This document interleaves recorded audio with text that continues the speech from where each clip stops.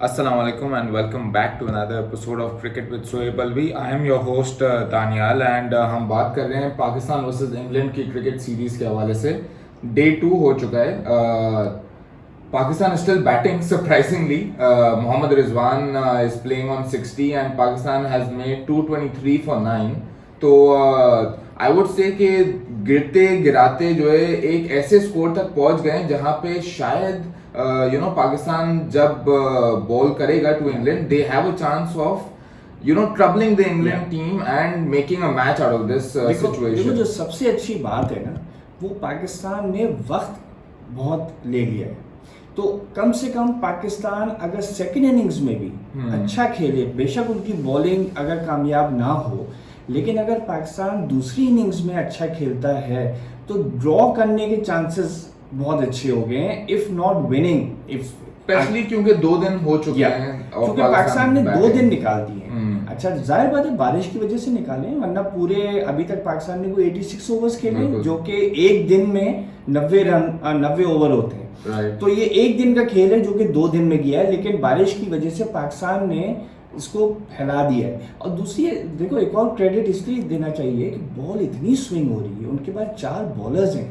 उन्होंने अभी तक अपने स्पिनर को लाई नहीं है, ये कह के कि यार जब इतनी स्विंग हो रही है, सीम हो रही है और सारे बॉलर्स अच्छी बॉलिंग कर रहे हैं, तो मेरा ये ख्याल है कि क्रेडिट बहुत पाकिस्तान को जाता है, जिसमें पाकिस्तान के दोनों खास बैट्समैन 47 बनाए. बाबर आजम ने 60 नॉट आउट पे रिजवान खेल रहा है. Will talk about Rizwan in detail बाद में, लेकिन बहुत ही लाजवाब फाइट बैक दिया है. और ये नहीं कि इंग्लैंड ने, ठीक है, कहीं कहीं लैप्सेस किए हैं.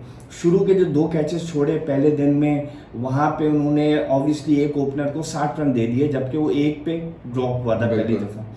तो 59 रन तो वो आपके ऐड हो गए. लेकिन कल भी ज़रा सी इंग्लैंड की स्ट्रेटजी मेरी समझ में नहीं आई कि भाई ठीक है, रिजवान जो है वो प्लेन मिस करे जा रहा था, बहुत अच्छा खेल रहा था, अपनी ऑफ स्टंप का अंदाज़ा उसको हो गया था, लेकिन वो गेंदें जो है वो मिस कर रहा था, वो कॉन्फिडेंस से नहीं खेल रहा था. तो ये पता नहीं टी से पहले उन्होंने क्या ये हिकमत अमली रखी कि 5 फील्डर्स को बाउंड्री पे भेज दिया गेंद के ओवर के शुरू होते ही, कि किसी तरह ये सिंगल ले और दूसरे एंड पे आपका जो टेल एंडर है, चाहे वो अब्बास हो चाहे जो भी हो, वो एक ट्रेडिशनल टेल एंडर वाली स्ट्रैटेजी है कि मेन बैट्समैन को स्ट्राइक से हटा के टेल एंडर्स को जो है होता है जहां पे बहुत ही फ्लैट पिच हो, ठीक है, और आपका बहुत बड़ा बैट्समैन खेल रहा हो एंड रन भी बहुत हो चुके हैं, then you are basically trying to limit the runs. बिल्कुल सही कह रहे हो कि रन्स बहुत हो चुके हैं. ये मकाना अप्रोच थी, बिकॉज उससे क्या हुआ, उससे हुआ ये कि पाकिस्तान को कॉन्फिडेंस आ गया कि ये घबरा गए, और ये रिजवान को ये कॉन्फिडेंस आ गया कि इनको अंदाजा हो गया है कि मुझे आउट नहीं कर सकते. तो जब वो और चढ़ के खेलने लगा, क्योंकि उसके बाद ये तो बिल्कुल डर गए मुझसे, तो मैं तो बहुत अच्छा खेल रहा हूँ, यानी जितना अच्छा नहीं खेल रहा था उससे अच्छा वो समझने लगा, ऐसे तो बहुत अच्छा खेला. तो ये आई थिंक रूट ने फिर एक वीकनेस दिखाई है अपनी के कप्तानी में, कि वो मिस कर गई. और अगर ऐसे ही मसला था कि बैट्समैन प्लेन मिस कर रहे थे, तो वो डॉम बेस्ट को ले आता और थोड़ी सी वेरिएशन आती है. काफी दफा जो है टेल एंडर जो है स्पिनर पे कोई लूज शॉट खेल जाते हैं. अच्छा, लूज शॉट भी नहीं, वो बैट एंड पैड खेलेगा ना. आप सिली पॉइंट स्लिप रखें, आप forward shot leg, backward shot leg रखें और बेस्ट से करवाएं, तो गेंद इस पिच के ऊपर बाउंस भी कर रही है. और अभी देखना, चौथे इनिंग्स में, तीसरी और चौथी इनिंग्स में स्पिनर्स बहुत रोल प्ले करेंगे. And I think Stuart Broad का एक comment था after the day's play कि they are a little disappointed कि they weren't able to bowl Pakistan out. I think going into the second day ये expectation थी कि ठीक है, last batting combination खड़ा हुआ है and उसके बाद फिर हम बिल्कुल. और देखो, इंग्लैंड के बॉलर्स भी जरा से डीमोरलाइज हुए, इतना नहीं हुए होंगे बिकॉज उनको पता है कि लक बहुत थी पाकिस्तान की तरफ, क्योंकि काफी गेंदें बल्ले के बिल्कुल पास से गुजरी. लेकिन बहरहाल ब्रॉड एंडरसन इस मामले में है कि बैड लाइट इतनी नहीं थी, क्योंकि सारा इशू ये हो रहा था कि पड़ोस में आउटसाइड द स्टेडियम जो ग्राउंड है, वहां पे पाकिस्तान की आपस में T20 की जो स्क्वाड है वो आपस में खेल रहे थे. अच्छा. और जिस वक्त ये लोग फ्लड लाइट्स पे ले गए हैं उनको बाहर, प्लेयरों को, उस वक्त बगैर फ्लड लाइट्स पे वो T20 का मैच जारी रहा और अच्छे खासे बाउंसर्स पड़ रहे थे. ठीक है, वो वाइड बॉल थी, लेकिन फिर भी ये हुआ कि ऐसी क्योंकि उन्होंने अपनी मीटर पे रिकॉर्ड कर लिया था एक दिन पहले, तो then they have to be consistent कि जैसे ही वो लाइट आई they have to go off. लेकिन ब्रॉड की मैं एक बड़े मजेदार बात बताऊं, कंसिस्टेंट रहा। आई वाजंट एक्सपेक्टिंग हिम कि वो इतनी विकेटें लेगा, लेकिन क्योंकि मैं एक्सपेक्ट कर रहा था कि वोक्स और एंडरसन जिसने ली एक्चुअली विकेटें, ब्रॉड ने 7वीं कंसेक्यूटिव टाइम 3 विकेट्स और मोर लिए। ओके, दैट्स 7वीं दफा। और इंग्लैंड के 2-3 बॉलर्स हैं, उसमें बोथम भी शामिल है, जिन्होंने 8 दफा 3 कंसेक्यूटिव विकेट्स लिए और इन एवरी इनिंग। लेकिन मजेदार बात ये है, अभी भी बहुत दूर है, क्योंकि मुरली जो है ना अपना मुरलीधरन, उसने 16 दफा कंसेक्यूटिवली 3 और मोर विकेट्स लिए।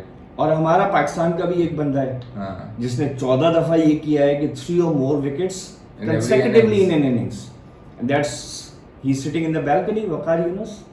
तो आई थिंक इंटरेस्टिंग रिकॉर्ड। बिल्कुल बिल्कुल, that is interesting. So going towards day 3, I think it's inevitable कि पाकिस्तान की आखिरी विकेट कहीं ना कहीं लूज कर जाएंगे वो, तो फिर it will be time for the bowling. तो बॉलिंग में आपको क्या लगता है कि जो है कौन से हमारे 3 पेस अटैक में से कौन से bowlers will be the most effective in such situation? देखो, before I come to the bowling, एक रिजवान के ऊपर जरूर मुझे कमेंट करना है। बेहतरीन इनिंग खेली। मुझे लॉर्ड्स 1974 का मैच याद आ गया। अनकवर्ड पिचेस होती थी, उसके ऊपर मुश्ताक मोहम्मद और वसीम राजा की जो पार्टनरशिप थी, दैट वाज अमेजिंग। और उन्होंने इतनी मुश्किल कंडीशंस में लेकिन स्पिनर्स को खेला था उस वक्त। यहाँ पे पाकिस्तान में पहले तो बाबर आजम और उसके बाद रिजवान ने लाजवाब इनिंग खेली। अगर ये फ्लैट पिच होती तो ये अभी तक 100 कर चुका होता। यानी इतना उसने दिमाग से भी खेला है कि बाहर जाती हुई गेंदों को छोड़ना, बस एक चांस दिया जो कि बहुत मुश्किल था, जब उसने हुक किया टॉप एज से, बटलर की ग्लव से लगता हुआ निकल गया, बहुत मुश्किल चांस था। आई थिंक हाफ चांस कहेंगे उसको, अदरवाइज चांसलेस इनिंग्स खेली। और उसकी जो सबसे खूबसूरत बात थी कि उसने हर 15 मिनट 20 मिनट सिचुएशन के हिसाब से खेला। जब उसने देखा कि अभी बाबर आजम है तो वो डिफेंड करता रहा, बाबर आजम को स्ट्राइक देता रहा। बाबर आजम जो भी बॉल ऑफ और मिडिल की थी उसको लेग पे मार रहा था and he was getting runs.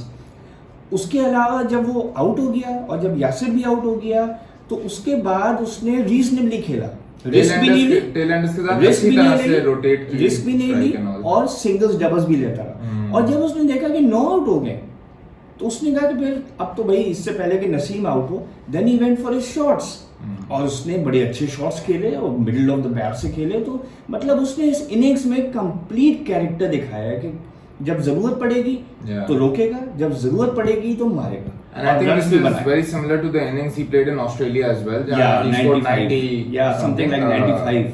So I think there's potential कि Rizwan can be more consistent in his batting. And, yes, because he's shown it. He's shown it. Australia में 95, पहली मैनचेस्टर टेस्ट में इतना अच्छा नहीं खेला था, बहुत दबा हुआ था, गैप्स नहीं मिल रहे थे उसको, लेकिन इस इनिंग्स ने इसको लाजवाब दिया। मुझे वसीम राजा ऑफ 1974 याद आ गया कि अनकैरेक्टरिस्टिकली उसने स्लो खेला था। यहाँ रिजवान ने तो कैरेक्टर के हिसाब से खेला, लेकिन Wasim Raja was a very fluent player, वो शॉट्स मारता था, उसको रोक के खेलना। कभी बहुत डिटेल में उस इनिंग्स के बारे में बताऊंगा। Coming back to your question कि पाकिस्तान की तरफ से कौन, बॉलिंग के हवाले से मेरे ख्याल में अब्बास को यहाँ पे बहुत हेल्प मिलना चाहिए, बिकॉज अगेन जरा सी सीम और स्विंग करता है तो बैट्समैन डिसीव हो जाता है ये सोच के कि अब तो बल्ले पे आ ही रही है।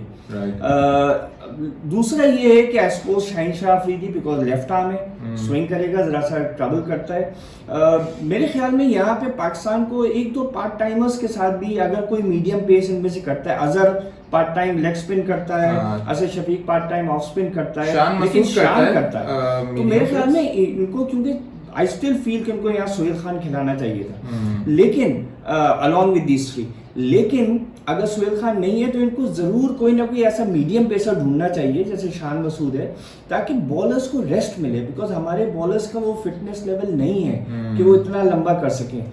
अच्छी बात ये हो रही है कि बारिश क्योंकि इंटरमीडिएटली आ रही है तो बॉलर्स को रेस्ट मिल रहा है, उस हिसाब से पाकिस्तान शायद 3 बॉलर्स को रोटेट करा सके।